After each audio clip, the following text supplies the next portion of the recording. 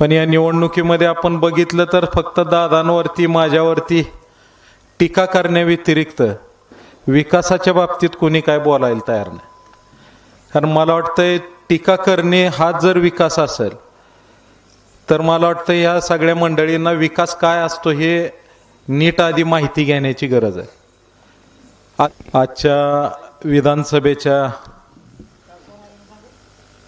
प्रचाराच्या निमित्ताने या ठिकाणी उपस्थित असणारे आदरणीय दादा, आदरणीय सावंत सर, शिवाजी नाना कांबळे, संजय दादा पाटील, व्यासपीठावरील उपस्थित सर्वांची मी माफी मागून वेळेअभावी कुणाची नावं या ठिकाणी न घेता सर्व सन्माननीय व्यासपीठ या ठिकाणी उपस्थित असणारे लवळ गावातील सर्व गावातील नेते मंडळींची सर्वांची माफी मागून कोणाचंही नाव न घेता सर्व गावातील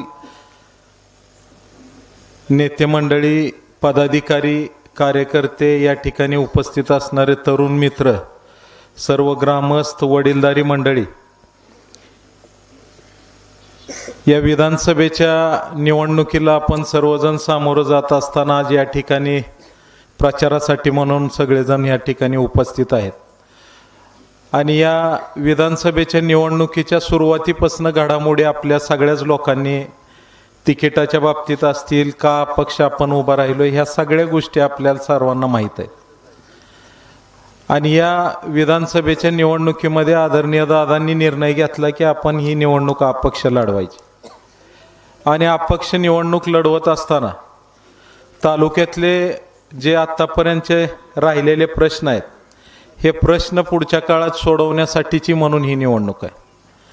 पण या निवडणुकीमध्ये आपण बघितलं तर फक्त दादांवरती माझ्यावरती टीका करण्याव्यतिरिक्त विकासाच्या बाबतीत कोणी काय बोलायला तयार नाही. कारण मला वाटतंय टीका करणे हा जर विकास असेल तर मला वाटतं ह्या सगळ्या मंडळींना विकास काय असतो हे नीट आधी माहिती घेण्याची गरज आहे. आत्तापर्यंत सातत्याने आपण सगळ्या लोकांनी दादांना सगळ्याच निवडणुकांमध्ये चांगल्या पद्धतीचं सहकार्य केलं. सीनामाडा उपसा सिंचन योजनेच्या माध्यमातून आपला परिसर बागायत झाला. परंतु आता गेले 20-22 वर्ष ही सीनामाडा उपसा सिंचन योजनेच्या आता पंप आणि सगळ्याच गोष्टी आता जुन्या झालेल्या असल्यामुळं त्या ठिकाणी ह्या सीनामाडा उपसा सिंचन योजनेचा आता पुनर्जीवित करण्याची वेळ आता आलेली. आणि मागच्या 3 महिन्याच्या कालावधीमध्ये आदरणीय दादांनी सीनामाडा उपसा सिंचन योजना या पुन्हा वाढीव 300 कोटीचा प्रस्ताव शासनाकडे प्रस्तावित केला. आपण सगळेच ह्या सीनामाडा उपसा सिंचन योजनेवरती असल्यामुळं काय बदल जे आपण पुढच्या काळात सीनामाडा उपसा सिंचन योजनेमध्ये प्रस्तावित केलेले आपल्याला कळणं गरजेचं आहे. कारण त्याच्याशी आपला लवळकरांचं जवळचं नातं आहे. सीनामाडा उपसा सिंचन योजनेमध्ये आपली जी लेवल होती ती बोगद्यापेक्षा वर आहे आणि बोगद्याची त्याच्या खाली आहे आणि त्याच्या खाली कॅनलची लेवल आहे. तर आता हे सगळे पंप बदलण्याचे प्रस्ताव आदरणीय दादांनी आणि त्याचबरोबर ज्या ज्या दुरुस्त्या करायच्या आहेत या सगळ्याचे प्रस्ताव दादांनी दिलेले आहेत. त्याचबरोबर नव्याने जी गावं या सीनामाडा उपसा सिंचन योजनेमध्ये कुर्डू, शिराळ, आंबाड, पिंपळखोटे, इकडलं बावी, तुळशी, अंजनगाव, खिलोबा ही सगळी जी गावं समावेश झालेला आहे, परितेवाडी, तर ह्या सगळ्या गावांना पाणी देण्याच्या दृष्टीनं जी पंपाची क्षमता आहे ती उन्हाळ्याच्या दिवसामध्ये आपल्याला अपेक्षित पाणी येत नाही. आणि म्हणून ह्या सगळे पंप 20 वर्ष झाल्याने आता बदलण्याची वेळ असल्यामुळं नव्याने पंप ह्याच्यामध्ये ज्यादा हेडचे प्रस्तावित केलेले आहेत.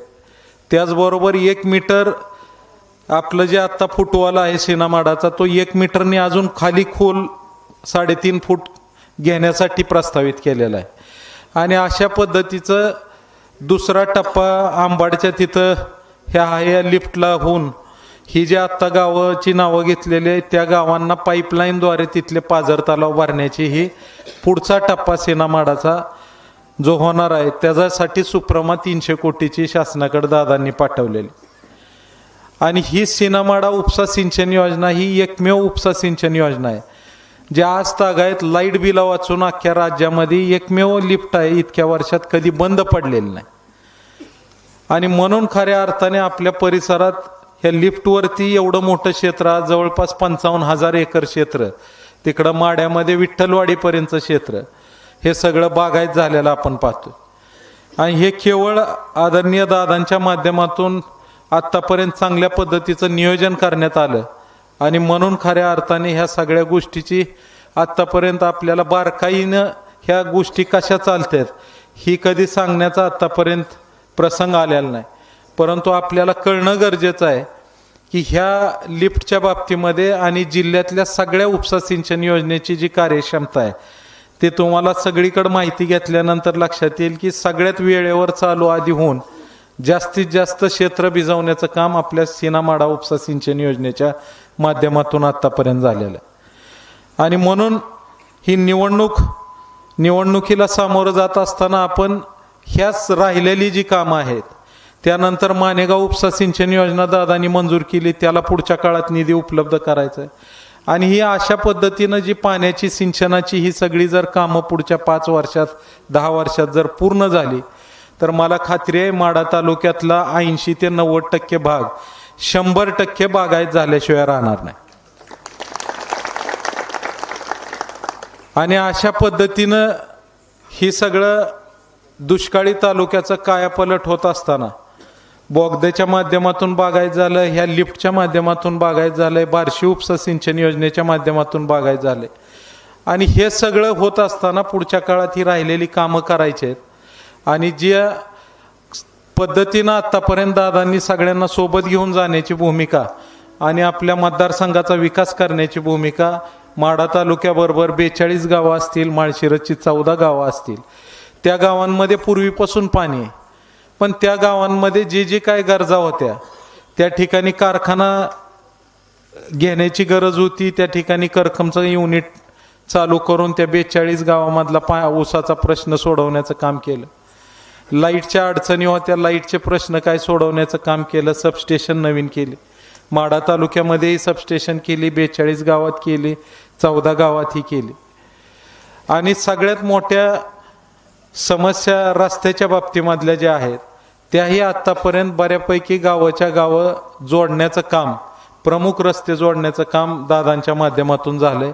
परंतु जे वाड्या वस्त्यावर राहणाऱ्या लोकांचं साठी म्हणून जे रस्त्याच्या अडचणी आहेत त्या आजही फार मोठ्या प्रमाणात आहेत. बागायत झाल्यानंतर ह्या सगळ्या भागांना, वाड्या वस्त्यावर जाणाऱ्या लोकांना आणि वस्तीवर राहणाऱ्यांचं प्रमाण जास्त असल्यामुळं ह्या सगळ्या भागातल्या रस्त्याचं काम पुढच्या काळात आपल्याला मोठ्या प्रमाणात करायचं आहे. आज या निमित्ताने लवळमध्ये अनेक रस्त्याला मुर्मीकरणासाठी आम्ही मशिनरी उपलब्ध करून दिली. त्याच्यात काही रस्ते झालेत, काही रस्ते राहिलेलेही कामं चालू आहेत. परंतु पुढच्या कालावधीमध्ये आपलं सगळ्याच गावांमध्ये येणाऱ्या पुढच्या कालावधीमध्ये प्रामुख्याने आपला प्रोग्रामच आपण हाती घेतोय की वाड्या वस्त्यावरचे रस्ते आणि राहिलेले जे रस्त्याचा प्रोग्राम आहे तो जास्तीत जास्त करून मुर्मीकरण, खडीकरण कसं करता येईल ह्याच्यासाठी पुढच्या काळात जास्तीत जास्त प्रयत्न करण्यासाठी म्हणून आमचा प्रयत्न राहणार आहे. आणि आपण सगळ्यांनी आत्तापर्यंत आदरणीय दादांवरती विश्वास ठेवून सगळ्या तालुक्याच्या विकास कामाला गती देण्याचं काम आत्तापर्यंत केलंय. या कार्यक्रमाच्या निमित्ताने आदरणीय सावंत सर या ठिकाणी उपस्थित आहेत. तालुक्यातल्या अनेक संघटनांचे अध्यक्ष, शेतकरी संघटनांचे, प्रहार संघटनांचे आणि सगळ्याच विविध संघटनांचे अध्यक्ष या ठिकाणी उपस्थित आहेत. लवळ गावामधून सुद्धा वेगवेगळ्या पार्ट्यांचे लोक या ठिकाणी उपस्थित आहेत, जे ह्या ठिकाणी या निवडणुकीमध्ये आपल्याला पाठिंबा देण्यासाठी या ठिकाणी उपस्थित आहेत. आणि त्यांच्या सगळ्यांच्या या पाठिंब्यासाठी मी सगळ्यांचंच या निमित्ताने मनापासून आभार मानतो.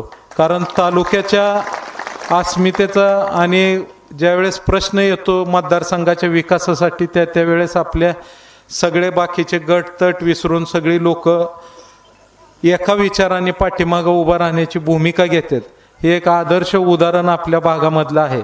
आणि आज ह्या सगळ्या मंडळीचं या निमित्ताने मी मनापासून आभार मानतो.